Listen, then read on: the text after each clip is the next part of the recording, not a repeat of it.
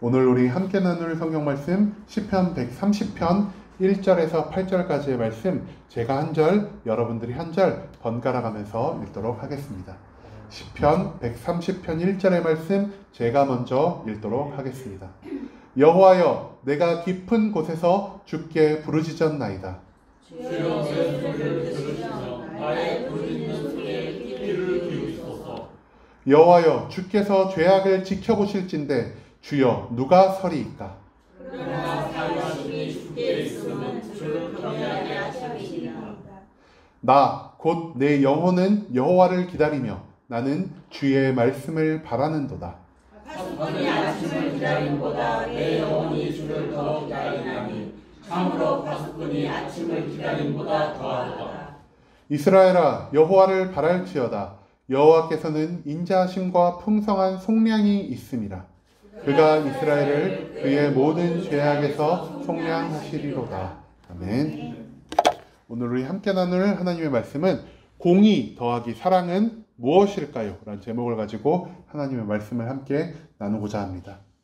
여러분, 우리가 제가 예배 시작부에서도 그렇고 대표 기도를 할 때도 그랬지만 우리는요, 우리의 기분에 따라서, 우리의 기준에 따라서, 우리의 생각과 경험에 따라서 하나님을 판단하는 경우가 굉장히 많습니다.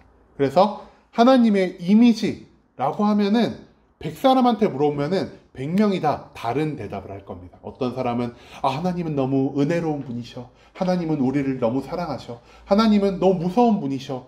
하나님은 너무나 딱딱하신 분 같아. 율법을 우리가 안 지키면 안 될 것 같아.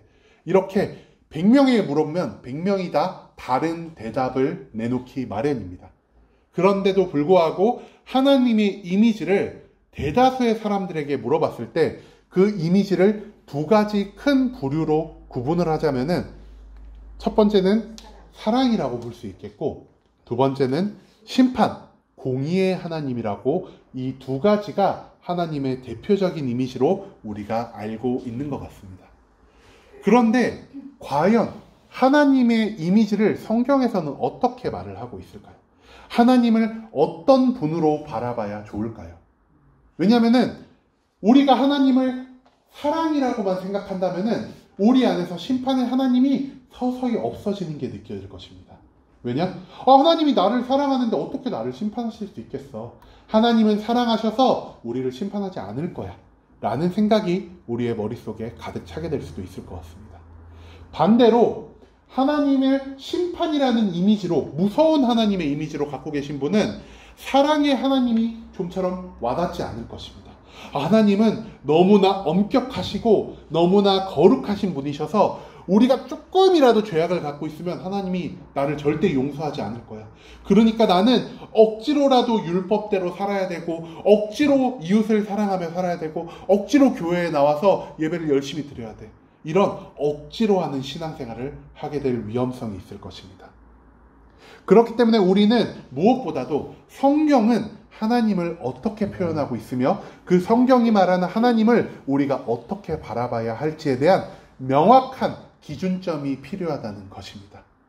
그렇기에 선택한 말씀이 바로 오늘 시편 130편의 말씀입니다.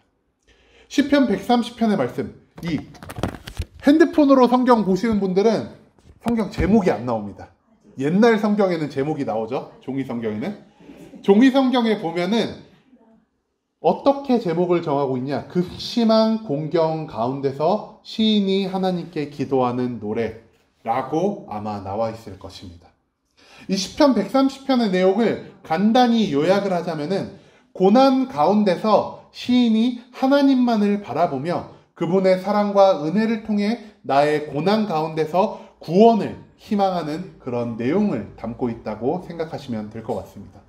그렇다면은 시편 130편에서 시인은 어떤 상황에 처해 있으며 하나님을 어떤 분으로 바라보고 있고 고난 가운데서 어떤 마음을 가지고 그 고난을 이겨내는지 우리가 오늘은 시편을 한 절 한 절 찾아보면서 이 하나님이 어떤 분이신지에 대한 기준을 명확히 잡을 수 있게 되길 소망합니다. 자, 먼저 시편 130편 1편입니다. 시인은 이렇게 말합니다.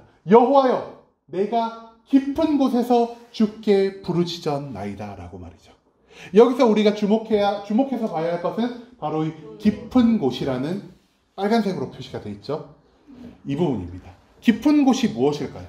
깊은 곳 하면 우리가 어떤 이미지가 생각이 될까요? 두려움, 힘든 곳. 그런데 우리는 그냥 깊은 곳이라고 생각하면 솔직히 깊은 곳에 들어가 보신 분 여기 몇 분이나 계실까요? 막 땅 지하를 파고 막 5m, 10m 들어가신 분 여기 안 계시겠죠? 저도 못 들어가 봤습니다. 그래서 이 깊은 곳이란 게 저희한테는 별로 그렇게 강하게 다가오는 이미지는 아닐 것입니다. 그런데 이 깊은 곳을 이스라엘 사람들은 어떻게 이해하냐? 깊이를 알 수 없는 혼돈의 바다로 이해를 한다고 합니다. 여러분, 바닷물에 빠지면요, 우리가 육체적으로 고난을 겪습니다. 입에 자꾸 소금물이 들어가고 수영을 아무리 잘해도 망망대해 한가운데 떠 있으면 방향을 알지 못해서 우리가 팔다리를 계속 허우적거리다가 체력이 점점 빠지기 시작하고, 체력이 빠지기 시작하면 바다 아래로 꼬르륵 하고 가라앉게 되겠죠. 육체적인 고통이 우리에게 가장 먼저 연상이 될 것입니다. 하지만 이 혼돈의 바다에 빠졌을 때는 육체적 고통뿐 아니라 정신적인 고통 또한 우리에게 동반이 됩니다. 사방을 둘러봐도 아무런 사람도 보이지 않고, 육지도 보이지 않고, 배도 보이지 않고, 바다는 시꺼먼 색깔에다가 하늘도 마치 비를 내릴 것처럼 꾸물꾸물하다면은 육체적인 고통보다 나는 도저히 살아날 희망이 없겠구나라는 이 절망으로 인해서 우리의 정신적인 고통이 더욱 심할 것입니다. 시인의 상황은 이렇게 육체적인, 정신적인 고통이 동시에 엄습한 굉장히 어려운 상황입니다. 재밌는 점은 무엇이냐면은 시인이 어떤 상황 때문에 이 깊은 곳에 빠졌다라는 그 구체적인 고통의 이유가 나오지는 않습니다. 단순히 시인은 하나님, 내가 지금 너무나 어려운 상황에 있어요. 나는 그렇기 때문에 하나님께 지금 부르짖고 있습니다.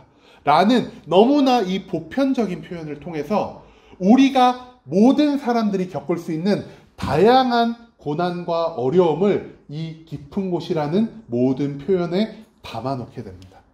내가 병에 걸린 사람도 시편 130편을 보면서 이렇게 생각할 것입니다. 시인도 나처럼 몸이 아팠나?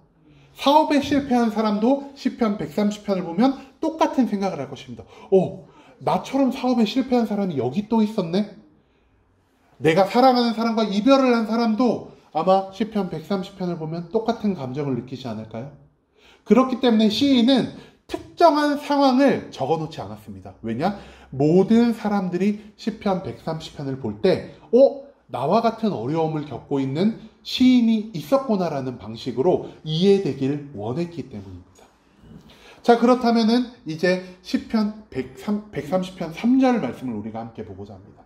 시인은 이렇게 말합니다. 여호와여, 주께서 죄악을 지켜보실 텐데 누가 주 앞에 설 수 있겠습니까? 라고 말이죠. 여기서 중요한 키포인트, 당연히 빨간 글씨로 된 게 제일 중요한 거겠죠? 죄악이 가장 중요한 겁니다. 시편의 시인은 자기가 겪는 고통의 상황에 대해서 명확하게 언급을 하고 있지 않았습니다. 대신에 자기가 겪고 있는 상황보다 시인은 무엇에 집중했느냐? 왜 나에게 이러한 고통이 다가왔는가에 대한 원초적인 물음에 집중을 했던 것 같습니다. 내가 뭘 잘못했지? 내가 사람을 너무 믿어서 사업에 실패했나?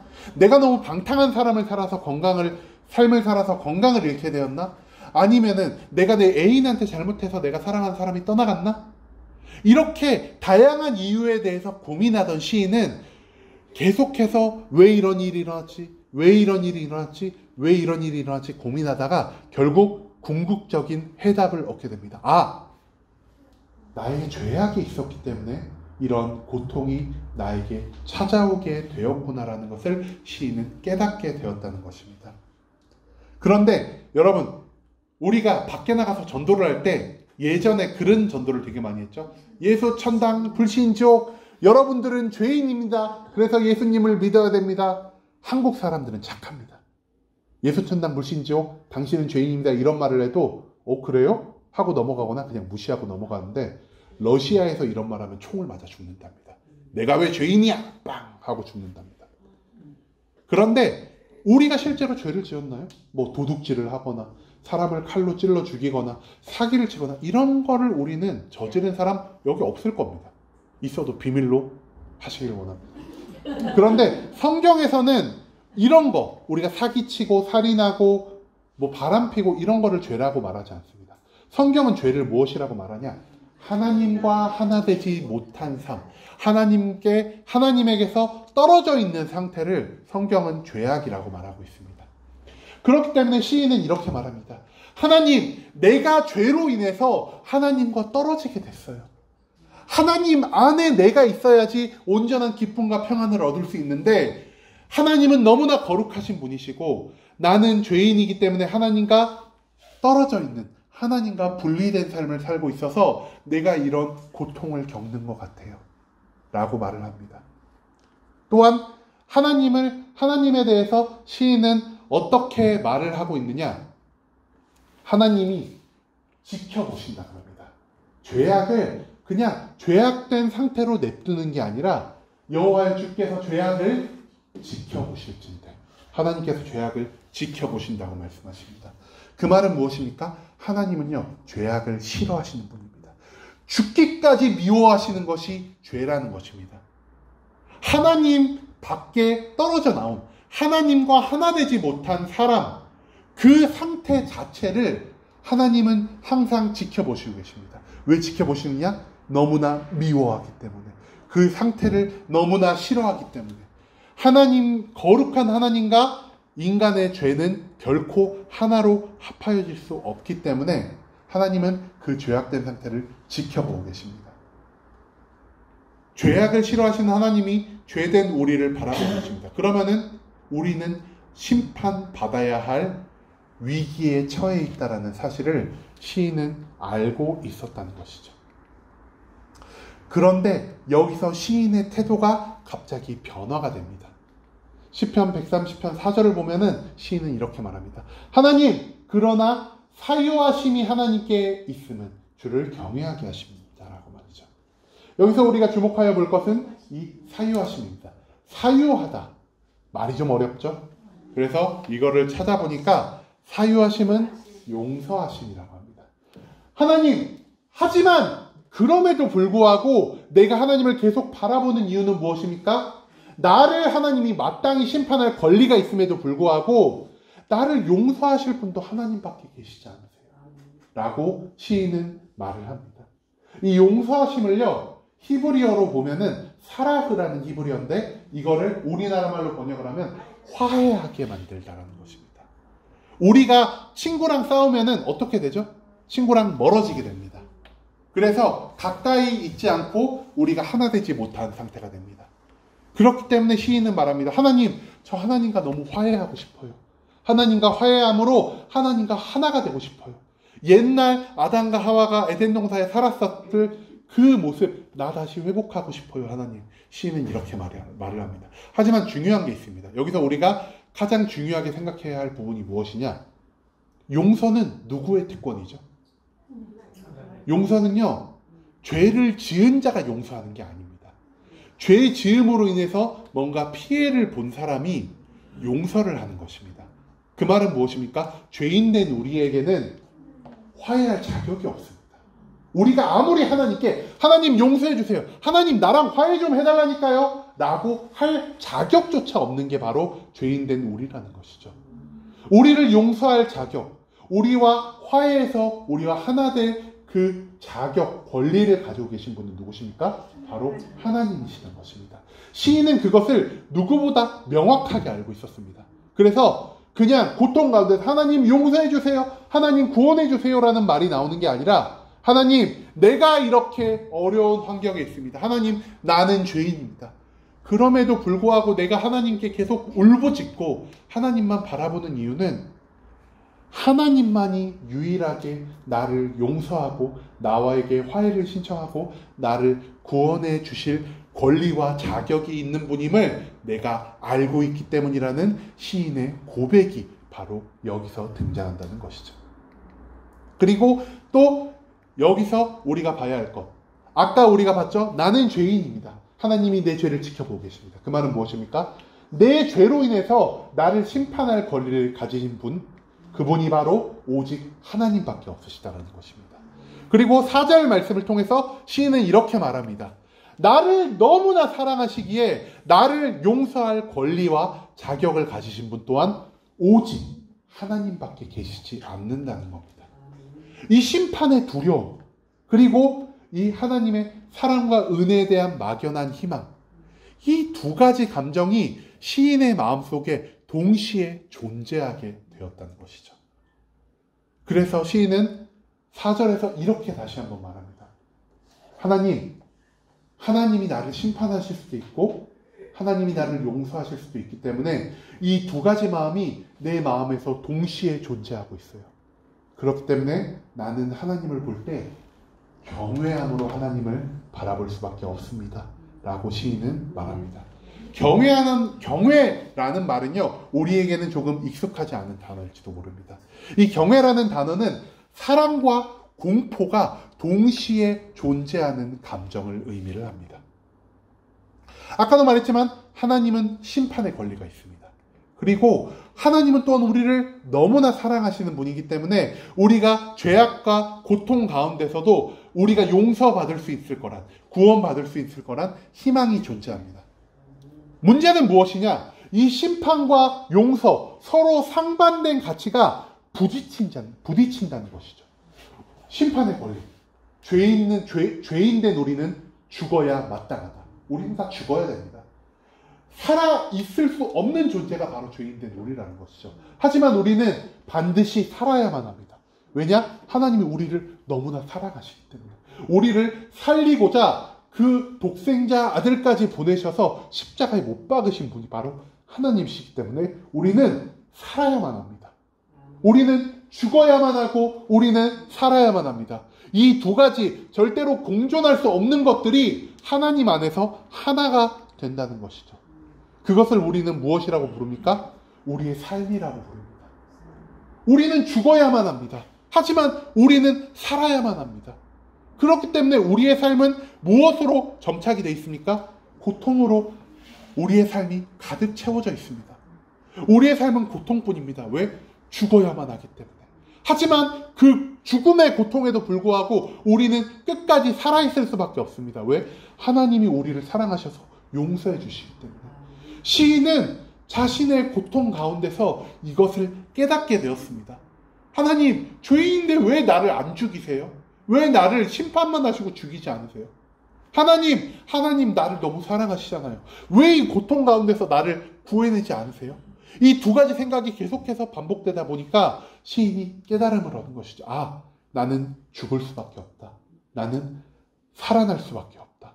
이 죽음과 사랑이 공존할 때 우리의 생은 유지될 수밖에 없고 우리의 생 가운데 이 심판과 용서가 하나가 되면서 고통을 느낄 수밖에 없다. 내가 지금 겪고 있는 고통, 이 깊은 곳에 거한 순간이 하나님의 사랑과 하나님의 심판을 동시에 느낄 수 있는 자리구나라는 사실을 시인은 깨닫게 되었다는 것입니다. 우리는 죄로 인해서 심판받습니다. 그렇기 때문에 우리의 삶은 고통으로 가득 차게 됩니다. 우리가 이때 해야 될 것은 무엇일까요? 고통받기 때문에 어차피 앞으로의 생도 계속 고통받을 건데 나 그냥 죽고 말래 하고 내 생을 포기하는 것 아닙니다. 우리는 매일매일의 고통에도 불구하고 매일매일의 힘든 것에도 불구하고 매일을 인내하며 살아갑니다. 왜냐?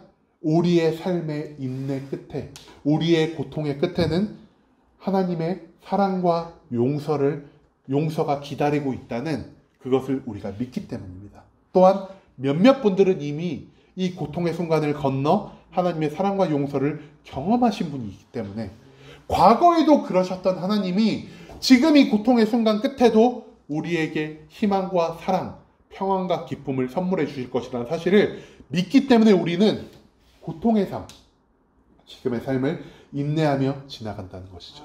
그리고 이 고통과 인내의 삶 속에서 우리가 배울 수 있는 것이 무엇이냐?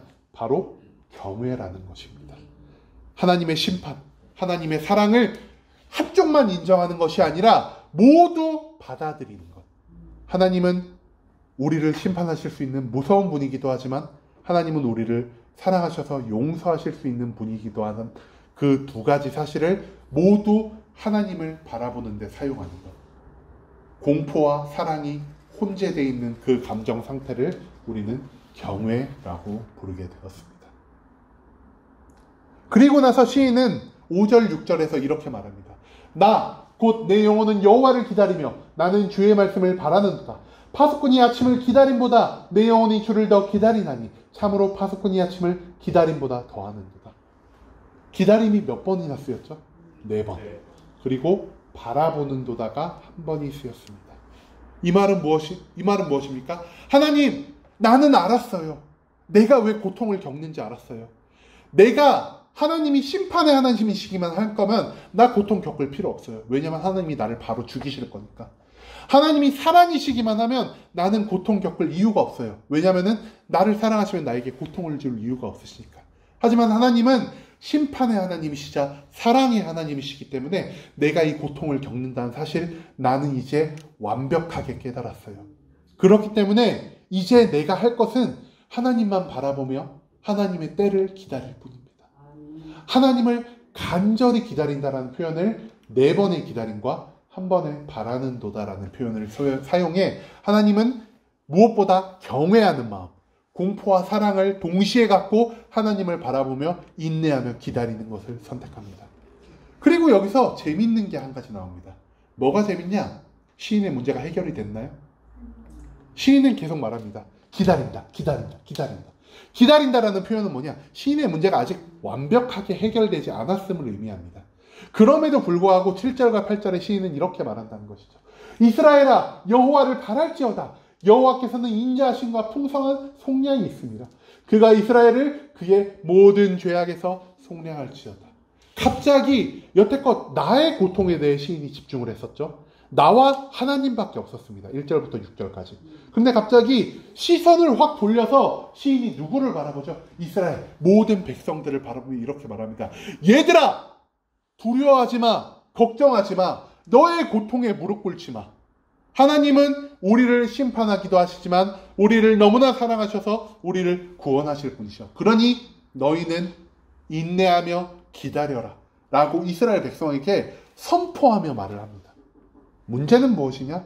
아까도 말씀드렸듯 시인의 그 문제조차 아직 해결되지 않은 상황에서 시인은 이미 내 문제가 해결되지 않았음에도 이미 내 모든 것이 해결됐다라고 생각을 했기 때문에 이스라엘 백성들에게 마치 내 문제가 해결된 사람이 간증을 하는 것처럼 당당한 자세로 강한 어조로 이스라엘 백성에게 이 말을 선포했다는 것이죠. 시인이 왜 이 말을 선포할 수 있었을까요? 성경을 보면은요, 이스라엘 백성들이 너무나 악하고 연약한 모습을 많이 보였다는 것을 우리는 알 수 있습니다. 그들은 하나님이 자기를 애굽에서 구원해 가나안 땅을 주고 정말 많은 그 이민족들의 침입에서 구원을 해주고 하나님의 능력을 보여주고 그런 것을 몇 번이나 반복하셨음에도 하나님을 떠났습니다. 그러다가 또 위기에 처하면 다시 하나님께로 돌아오고 또 하나님을 떠났다 또 다시 돌아오고 이런 과정을 계속해서 성경 속에서 보이게 됩니다. 성경을 통해서 우리는 무엇을 볼 수 있느냐? 이스라엘 백성은 분명 고통스러운 역사를 보냈을 것이다. 하지만 그 고통의 역사 가운데서도 하나님이 그들을 언제나 구원하셨다라는 것을 인지할 수 있게 된다는 것이죠. 우리는 성경을 통해서 하나님이 과거에 이스라엘 백성을 어떻게 구원하셨는지 깨달을 수 있게 됩니다. 그리고 이 과거의 고통과는 다르게 우리가 지금 겪고 있는 현재의 고통은 반드시 존재할 것이라는 것이죠. 하지만 이 현재의 고통 해결되지 않았습니다. 지금 여기 앉아 계신 성도분들 중에서도 각각의 문제로 인해서 고통과 괴로움을 겪으시는 분이 반드시 있을 것입니다. 그럼에도 불구하고 우리에게 하나님은 성경 그리고 우리가 과거에 경험한 하나님의 기억을 남겨주셨습니다.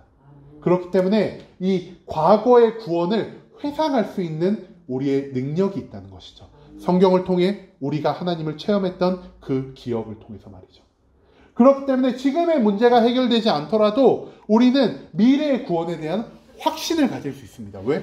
과거에도 하나님이 그러셨듯 오늘 지금 이 시간에도 우리의 구원을 이루실 것이며 지금 당장 구원을 이루지 않으시더라도 미래의 하나님이 우리를 반드시 구원하실 것이라는 하나님의 사랑, 하나님의 용서하심, 하나님의 화해케 하심에 대한 확신이 우리 안에 발생하기 때문입니다. 그렇기 때문에 시인은 현재 나의 문제, 나의 깊은 곳에 빠져있는 문제가 해결되지 않더라도 이스라엘 백성들 앞에서 당당하게 선포합니다. 얘들아! 하나님이 과거에도 우리를 구원하셨잖아. 지금의 고통 아무것도 아니야. 왜? 하나님이 우리를 구원하실 거니까. 내 문제가 해결되지 않았음에도 내가 너희들 앞에서 당당하게 이야기할 수 있는 이유는 미래의 구원에 대한 강렬한 확신이 나에게 있기 때문이야 라고 시인은 선포합니다. 여러분, 우리는 아까 말씀 처음에도 이야기 드렸지만 하나님을 생각할 때 보통 두 가지의 하나님을 생각합니다. 첫 번째, 심판의 하나님, 두 번째, 사랑의 하나님입니다. 심판의 하나님은 공의의 하나님이라고도 부르기도 하죠. 이 심판의 하나님은 죽기까지 죄악을 미워하십니다. 하지만 사랑의 하나님은 어떤 분이시죠? 무조건적으로 우리가 죄가 있든 없든 너무나 사랑하시는 분이기 때문에 우리를 매일매일 살아가게 하시는 분 또한 하나님이십니다. 그리고 우리가 말한 이 경외라는 감정, 이 경외라는 감정은 심판과 사랑이 하나로 혼재된 감정입니다.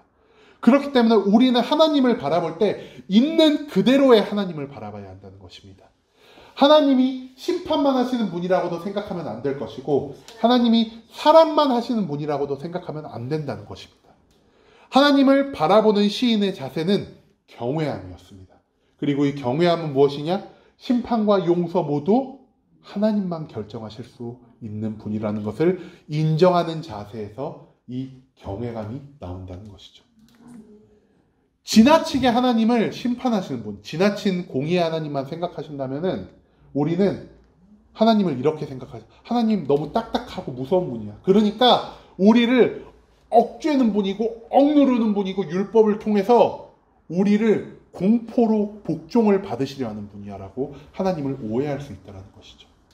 반대로 지나치게 하나님을 사랑으로만 생각하시는 분들은 하나님은 단순히 내 소원을 이뤄주시는 분이야. 내가 하나님 앞에서 거룩하게 살지 않아도 돼. 왜? 하나님은 우리 너무 사랑하시니까 내가 원하시는 거 다 해주시는 분이거든. 이렇게 하나님을 오해할 수도 있다는 것이죠. 그렇기 때문에 우리에게 필요한 자세 무엇입니까? 바로 경외라는 것입니다. 하나님은 나를 심판할 수도 있어. 하지만 내가 심판 가운데도 희망을 잃지 않는 이유는 하나님이 나를 너무나 사랑하시기 때문에 심판의 하나님이 나를 용서할 자격도 갖고 있으심을 내가 알기 때문이야 라는 것이 바로 시편 130편에 나오는 시인의 고백이라는 것이죠. 자, 이제 마지막으로 우리가 시편 130편을 한번 쭉 읽어보도록 하겠습니다. 여기 빨간 글씨를 제가 체크를 해놨거든요. 이 빨간 글 체크해 놓은 거를 여러분들 한번 주의 깊게 봐주셨으면 좋겠습니다. 여호와여, 내가 깊은 곳에서 주께 부르짖었나이다. 주여, 내 소리를 들으시며 나의 부르짖는 소리에 귀를 기울이소서. 여호와여, 주께서 죄악을 지켜보실진데 주여, 누가 서리이까? 그러나 사유하심이 주께 있음은 주를 경외하게 하심이나이다. 나 곧 내 영혼은 여호와를 기다리며 나는 주의 말씀을 바라는도다. 파수꾼이 아침을 기다림보다 내 영혼이 주를 더 기다리나니 참으로 파수꾼이 아침을 기다림보다 더하도다. 이스라엘아, 여호와를 바랄지어다. 여호와께서는 인자하심과 풍성한 속량이 있습니다. 그가 이스라엘을 그의 모든 죄악에서 속량하시리로다. 여러분, 이 말씀 속에서 우리가 발견할 수 있는 게 무엇일까요? 시편 130편은 8절밖에 되지 않는 짧은 말씀입니다. 이 안에요, 여호와가 5번이 나오고요, 주가 8번이 나오고요, 하나님으로 대표되는 그라는 표현이 1번 나옵니다. 그리고 여기를 보면 알 수 있듯 모든 절에서 1번에서 3번 정도 하나님이란 이름이 계속해서 나오고 있습니다. 이 말은 무엇이냐? 고통 가운데서도 기쁨 가운데서도 시인의 두 눈은 항상 하나님을 향해 있었다는 것이죠. 시인의 두 눈이 하나님을 향해 있을 수밖에 없었던 이유는 무엇입니까? 그는 하나님을 경외하는 자였기 때문입니다.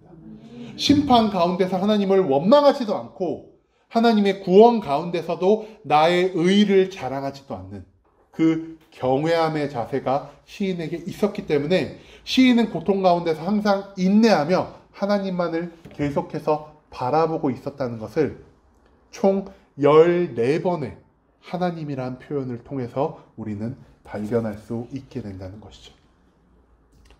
오늘의 말씀의 결론은 무엇입니까? 우리는 하나님을 어떻게 바라보고 있느냐는 것입니다. 성경은 우리에게 이렇게 말합니다. 너희가 하나님을 경외함으로 바라봤으면 좋겠어. 너희의 생각대로, 너희 그날의 기분에 따라서, 너희가 경험한 하나님에 따라서 하나님을 너희 마음대로 결정하지 마. 하나님을 사랑으로만 보는 것도 잘못된 것이고, 그렇다고 하나님을 심판으로만 보는 것, 이것 또한 잘못된 거예요.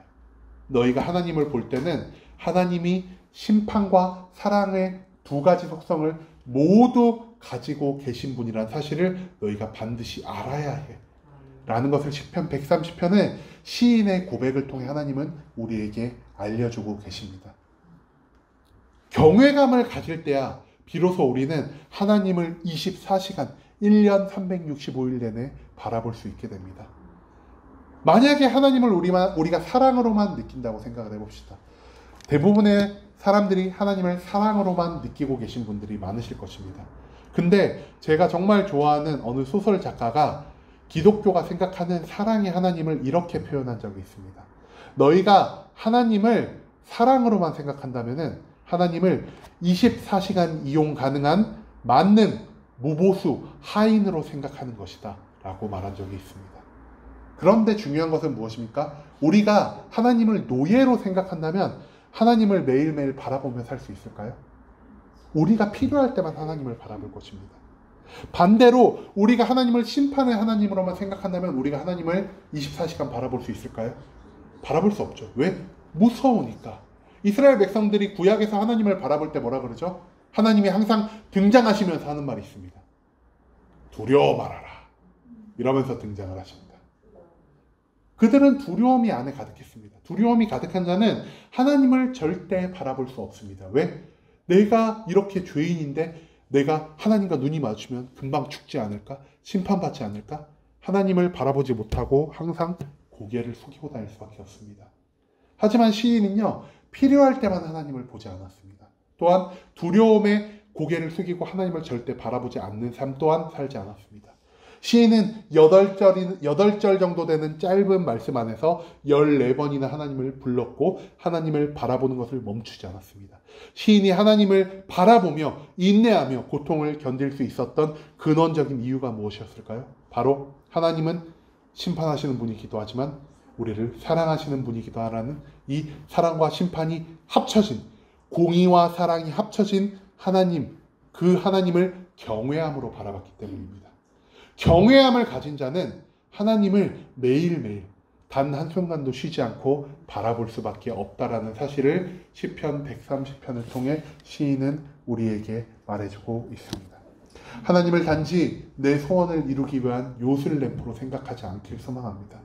하나님을 단지 우리를 너무나 미워하시고 우리의 죄악을 미워하셔서 언제 저놈을 심판하지라는 악한 하나님으로도 생각하지 않기를 소망합니다. 하나님은 죄를 누구보다 미워하시는 분이시만 우리를 누구보다 사랑하는 심판과 공의의 두 가지 속성을 모두 가지신 경외받기에 마땅한 하나님이심을 우리가 반드시 인지하고 우리가 하나님을 언제나 경외함으로 바라보며 지금 내가 살고 있는 고통과 고난으로 가득 찬 이 삶의 순간을 우리가 희망을 갖고 버틸 수 있는 그런 함께하는 교회 성도님들이 되시기를 하나님의 이름으로 축복합니다.